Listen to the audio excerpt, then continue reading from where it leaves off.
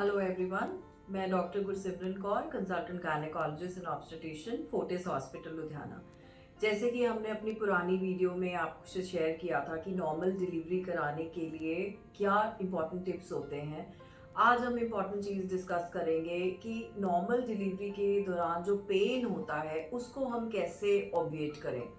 बहुत बार पेशेंट्स मेरे पास आते हैं, मैम हमारा 9th मंथ पूरा हो गया, हमें पेन्स आ रहे हैं, मैम क्या नॉर्मल डिलीवरी के पेन्स इससे भी ज़्यादा होंगे, क्या बहुत ज़्यादा दर्द होगी मैम, क्या मैं वो टॉलरेट कर पाऊंगी मैम। रिलेटिव्स पूछते हैं, मदर्स पूछती हैं, मदर इन लॉज पूछती हैं, क्या हमारी बेटी इतना टॉलरेट कर पाएगी डॉक्टर, क्या हमें सिजेरियन ऑप्ट नहीं करना चाहिए। तो आज मैं आपको बताना चाहूँगी कि मेडिकल साइंस ने इतनी तरक्की कर ली है कि आज डॉक्टर्स और जो हमारी पेशेंट्स हैं उनके पास में ये फैसिलिटी है जिसको हम पेनलेस एपिड्यूरल बोलते हैं, दैट इज पेनलेस डिलीवरी, और उसमें हम एपिड्यूरल एनाल्जेसिया देते हैं। इसके प्रोसेस से जब आप निकलते हैं और जब ये आप लगवाते हैं तो आपको 80 to 85% आपकी पेन्स बहुत कम हो जाती हैं और आप वो नेचुरल बर्थ को अच्छे से कर पाती हैं और आपको इतना पेन नहीं होता है। तो बहुत ज़्यादा लेडीज़ जो पहले विलिंग नहीं होती कि हम नॉर्मल कराना चाहते हैं, जब हम उनको पेनलेस समझाते हैं, पेनलेस की ऑप्शन देते हैं और वो लगवाते हैं तो वो लोग भी नॉर्मल डिलीवरी करवा लेते हैं। तो आज हम जानेंगे डॉक्टर नरेश सर से, हमारे यहाँ सीनियर एनेस्थेटिस्ट है फोर्टिस हॉस्पिटल लुधियाना में। सर आपको बताएंगे कि पेनलेस डिलीवरी में जो एपिड्यूरल एनाल्जेसिया हम देते हैं वो कैसे देते हैं, उसके क्या एडवांटेजेस हैं, क्या साइड इफ़ेक्ट्स हैं, और इसके दौरान इसमें जो ईज़ ऑफ बर्थिंग है, जो कंफर्ट आपको मिलता है बर्थ के दौरान जब आप डिलीवरी करती हैं, तो आपको वो सारी चीज़ों के बारे में डॉक्टर नरेश बताएंगे। Over to you sir. Good evening everyone. मेरा नाम डॉक्टर नरेश आनंद है। मैं इतने senior consultant department of anaesthesia Fortis hospital से। जिस तरह डॉक्टर गुरसिमरन ਤੁਹਾਨੂੰ ਦੱਸਿਆ ਕਿ ਜੋ ਅੱਜ ਕੱਲ੍ਹ ਪ੍ਰੋਸੈਸ ਚੱਲ ਰਿਹਾ ਹੈਗਾ ਨਾਰਮਲ ਡਿਲੀਵਰੀ ਦਾ, ਉਹ ਯੂਜ਼ਲੀ ਪ੍ਰੈਫਰੇਬਲ ਜਿਹੜਾ ਹੁੰਦਾ ਪੇਨਲੈਸ ਡਿਲੀਵਰੀ ਹੁੰਦੀ ਹੈ। ਜਿਹੜਾ ਪੇਨਲੈਸ ਡਿਲੀਵਰੀ ਦੀ ਰਿਸਪੌਂਸਿਬਿਲਟੀ ਹੈ ਉਹ ਡਿਪਾਰਟਮੈਂਟ ਆਫ ਐਨੈਸਥੀਸੀਆ ਜਾਂ ਐਨੈਸਥੀਸੀਓਲੋਜਿਸਟ ਉਹਨੂੰ ਹੈਂਡਲ ਕਰਦੇ ਨੇ। ਹੁਣ ਇਹਦੀ ਟੈਕਨੀਕ ਕੀ ਹੈਗੀ, ਜਿਹੜੀ ਟੈਕਨੀਕ ਯੂਜ਼ ਕਰਦੇ ਨੇ ਐਨੈਸਥੈਟਿਸਟ ਆਲ ਓਵਰ ਦਾ ਵਰਲਡ, ਉਹਨੂੰ ਕਹਿੰਦੇ ਨੇ ਐਪੀਡਿਊਰਲ ਐਨਾਲਜੀਸੀਆ। ਉਹ ਇੱਕ ਐਪੀਡਿਊਰਲ ਸਪੇਸ ਹੁੰਦੀ ਹੈ ਜਿਹੜੀ ਆਪਣੇ ਕਿ ਬੈਕ ਦੇ ਉੱਪਰ ਜਿਹੜੀਆਂ ਬੈਕ ਦੀਆਂ ਸਟਰਕਚਰਸ ਨੇ ਉਹਦੇ ਵਿੱਚ ਸਪੇਸ ਹੈ, ਜਿਹਦੇ ਵਿੱਚ ਕਿ ਕਿੰਨੇ ਤਰ੍ਹਾਂ ਦੀਆਂ ਚੀਜ਼ਾਂ ਹੁੰਦੀਆਂ ਨੇ, ਫੈਟਸ ਹੁੰਦੀਆਂ, ਨਰਵਸ ਹੁੰਦੀਆਂ ਨੇ, ਬਲੱਡ ਵੈਸਲਸ ਹੁੰਦੀਆਂ ਨੇ। ਐਨੈਸਥੈਟਿਸਟ ਆਪਣੀ ਟੈਕਨੀਕ ਦੇ ਨਾਲ ਉਸ ਐਪੀਡਿਊਰਲ ਸਪੇਸ ਦੇ ਵਿੱਚ ਪਹੁੰਚ ਕੇ ਉੱਥੇ ਇੱਕ ਛੋਟਾ ਜਿਹਾ ਕੈਥੇਟਰ ਇਨਸਰਟ ਕਰ ਦਿੰਦੇ ਨੇ। ਜਦੋਂ ਡਿਲੀਵਰੀ ਦੀ ਤਿਆਰੀ ਹੁੰਦੀ ਹੈ, ਜਦੋਂ ਗਾਇਨੇਕੋਲੋਜਿਸਟ ਡਿਸਾਈਡ ਕਰਦੇ ਨੇ ਕਿ ਨਾਓ ਹੁਣ ਅਸੀਂ ਨਾਰਮਲ ਡਿਲੀਵਰੀ ਦਾ ਟਰਾਇਲ ਦੇ ਲਈ ਪੇਸ਼ੈਂਟ ਰੈਡੀ ਹੈ, ਔਰ just first stage of labour ਜਦੋਂ ਪੇਨ ਸ਼ੁਰੂ ਹੁੰਦੀਆਂ ਨੇ, ਉਸ ਟਾਈਮ ਤੇ ਜਦੋਂ ਉਹ ਫਾਈਨਲਾਈਜ਼ ਹੋ ਜਾਂਦਾ, ਅਸੀਂ ਉਹ ਕੈਥੇਟਰ ਐਪੀਡਿਊਰਲ ਸਪੇਸ ਦੇ ਵਿੱਚ ਇਨਸਰਟ ਕਰ ਦਿੰਦੇ ਹੈਗੇ ਆ, ਜਿਹੜਾ ਕਿ ਅਸੀਂ 24 ਆਵਰ 48 ਆਵਰਸ 72 ਆਵਰਸ ਤੱਕ ਰੱਖ ਸਕਦੇ ਹਾਂ।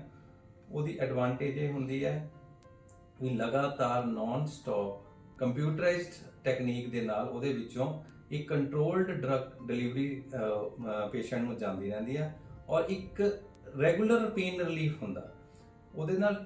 ਉਹਦਾ ਇਹ ਨਹੀਂ ਹੁੰਦਾ ਵੀ ਪੇਸ਼ੈਂਟ ਜਦੋਂ ਪੇਨ ਹੋਇਆ ਉਹ ਫਿਰ ਡਾਕਟਰ ਨੂੰ ਬੁਲਾਏਗਾ ਜਾਂ ਸਿਸਟਰ ਨੂੰ ਬੁਲਾਏਗਾ ਜਾਂ ਨਰਸਿੰਗ ਨੂੰ ਬੁਲਾਏਗਾ। it will give a continuous relief of pain from the labor। ਸੋ ਇਹਦੇ ਨਾਲ ਇੱਕ ਤਾਂ ਮਦਰ ਦਾ ਕੌਨਫੀਡੈਂਸ ਵੱਧਦਾ, ਮਦਰ ਨੂੰ ਡਿਲੀਵਰੀ ਦੀ ਈਜ਼ੀ ਹੁੰਦੀ ਹੈ। ਪਰ ਇਹਦੇ ਨਾਲ ਇਹਦਾ ਕੋਈ ਇੰਪੈਕਟ ਨਹੀਂ ਹੈਗਾ ਵੀ ਡਿਲੀਵਰੀ ਨਾਲ ਸਜੇਰੀਅਨ ਦਾ ਰੇਟ ਵੱਧ ਜਾਂਦਾ ਜਾਂ ਨੈਕਸਟ ਡਿਲੀਵਰੀ ਦੇ ਵਿੱਚ ਸਾਨੂੰ ਫਿਰ ਦੁਬਾਰਾ ਤੋਂ ਇਸ ਐਪੀਡਿਊਰਲ ਲਗਾਉਣਾ ਪਏਗਾ ਜਾਂ ਸਜੇਰੀਅਨ ਦੇ ਚਾਂਸਿਸ ਵੱਧ ਜਾਂਦੇ ਨੇ। ਇਹ ਸਾਰੇ ਮਿਥਸ ਹੈਗੇ ਨੇ, ਇਹਨਾਂ ਦਾ ਕੋਈ ਸਾਇੰਟੀਫਿਕ ਰੈਲੀਵੈਂਸ ਇਹਨਾਂ ਦਾ ਕੋਈ ਨਹੀਂ ਹੈਗਾ। ਕੁਝ ਪੇਸ਼ੈਂਟਸ ਨੇ ਜਿਨ੍ਹਾਂ ਦਾ ਕੰਸਰਨ ਹੁੰਦਾ ਵੀ ਡਾਕਟਰ ਸਾਹਿਬ ਅਸੀਂ ਬੈਕ ਪੇਨ ਰਹਿੰਦਾ ਹੈਗਾ, ਉਹ ਐਪੀਡਿਊਰਲ ਜਾਂ ਸਪਾਈਨਲ ਐਨੈਸਥੀਸੀਆ ਦੇ ਨਾਲ ਨਹੀਂ ਹੈਗਾ। ਉਹ ਜਿਹੜਾ ਬੈਕ ਪੇਨ ਦਾ ਇੰਸੀਡੈਂਸ ਹੈ ਉਹ ਜਿਹੜੀਆਂ ਪ੍ਰੈਗਨੈਂਸੀ ਦੇ ਕਰਕੇ ਮਦਰ ਦੇ ਵਿੱਚ ਚੇਂਜਿਸ ਆਉਂਦੀਆਂ ਨੇ, ਬਾਡੀ ਨੂੰ ਇੱਕ ਹੋਰ ਬਾਡੀ ਨੂੰ ਆਪਣੀ ਬਾਡੀ 'ਚ ਅਡਾਪਟ ਕਰਨ ਦੇ ਲਈ, ਉਹਦੇ ਕਰਕੇ ਜ਼ਿਆਦਾ ਹੁੰਦਾ ਹੈਗਾ। ਪਰ ਕਿਉਂਕਿ ਬੈਕ ਤੇ ਇੰਜੈਕਸ਼ਨ ਲੱਗਿਆ ਹੁੰਦਾ, ਇਸ ਕਰਕੇ ਪੇਸ਼ੈਂਟਸ ਨੂੰ ਇਹ ਫੀਲ ਹੁੰਦਾ ਵੀ ਸਾਡੇ ਪਿੱਠ ਤੇ ਇੰਜੈਕਸ਼ਨ ਲੱਗਿਆ ਸੀ ਡਾਕਟਰ ਸਾਹਿਬ ਤਾਂ ਕਰਕੇ ਪੇਨ। ਵੈਸੇ 20 to 30% ਆਫ ਦਾ ਟਾਈਮ ਅਸੀਂ ਹੁਣ ਆਪਣੇ ਪੇਸ਼ੈਂਟ ਨੂੰ ਕਨਵਿੰਸ ਕਰਨ ਦੇ ਵਿੱਚ ਕਾਮਯਾਬ ਹੋਏ ਹਾਂ ਵੀ this pain is not related to your back injection. ਔਰ ਮਦਰ ਜਿਹੜੀ ਆ ਪਾਰਟਿਸਿਪੇਟ ਕਰਦੀ ਹੈਗੀ ਆ ਬੇਬੀ ਆਫ ਡਿਲੀਵਰੀ ਦੇ ਵਿੱਚ, ਉਹ ਉਸ ਮੂਮੈਂਟ ਨੂੰ ਇੰਜੋਏ ਕਰਦੀ ਹੈਗੀ ਆ ਬਿਨਾ ਪੇਨ ਤੋਂ। ਜੇ ਐਂਡ ਮੂਮੈਂਟ ਤੇ ਥੋੜਾ ਪੇਨ ਹੁੰਦਾ ਵੀ ਹੈਗਾ then that is for a fraction of seconds, ਇੰਨੇ ਨੂੰ ਬੇਬੀ ਡਿਲੀਵਰ ਹੋ ਜਾਂਦਾ ਹੈਗਾ and mother can easily hug their baby then and their on.